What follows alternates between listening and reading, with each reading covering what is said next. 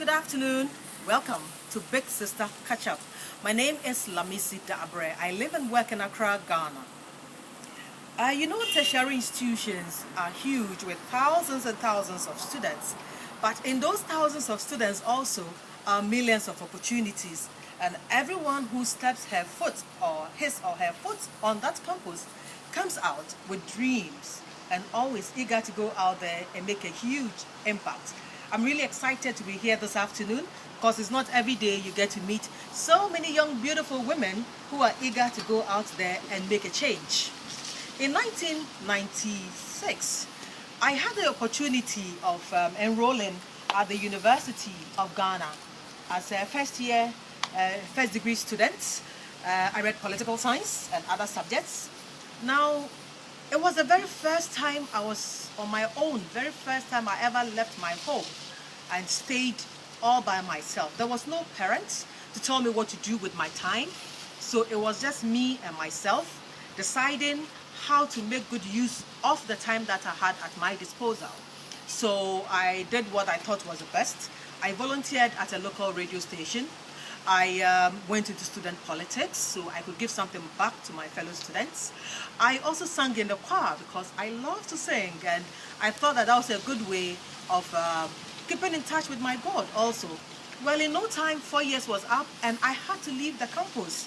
I was so excited. On my graduation day, I celebrated so much. We had a big party. But after that meant that I was going into the world. Now, nobody told me that out there, it's really huge and the expectation is different. I was a jeans and t-shirt person. But when I started my youth service, which is a 1-year mandatory voluntary service by all students, I had to look the role because now I had become a professional overnight. So I had to change my looks to fit into that environment. And I had the opportunity to work with a very famous radio station. So I thought, well, this was really my breakthrough. I'm going out there to become a very huge and famous presenter. That's not exactly what happened after I stepped into the station.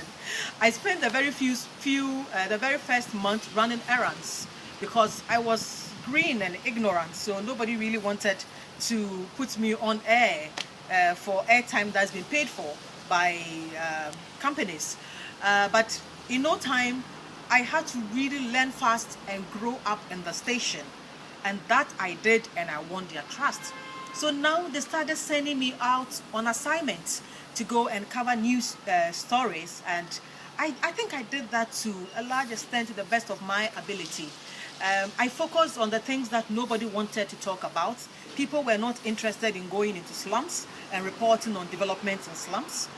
They were scared of their own safety and stuff like that. I wasn't scared. I was ignorant. I was eager. I had so much energy and I wanted to put that to good use. So that's just what I did. And every assignment I was given, I took it and I turned it into my own. And it was given with passion. So in no time, people had noticed me. And people could actually call me to come and witness things that were happening in their community. And the station was eager and willing to send me out. After all, I brought them a good story. And so that's one thing that I did, which was to turn my passion into something useful for my own career. I expect that when you go out there and you're given opportunities, you would seize it as if your life depends on it and make the best out of it. Now, people were comfortable with me. They could tell me their stories, and I recounted it as if it was mine. And that's the interesting bit. So everything I did had a human face. That was just me. I was not just interested in hard facts, but how do the hard facts impact on the lives of the ordinary man on the streets? I found groups of women, just like me, young women and older women who had gone through the same experience I was going through and who were kind of willing to mentor and coach me through my career. And I looked up to them. I wanted to be like them. So I asked questions. I was never shy of asking an embarrassing question. After all, nobody dies out of embarrassment. I asked questions and I was told, and I understood a lot of things, and it made me a better person. Now, I was able to do that.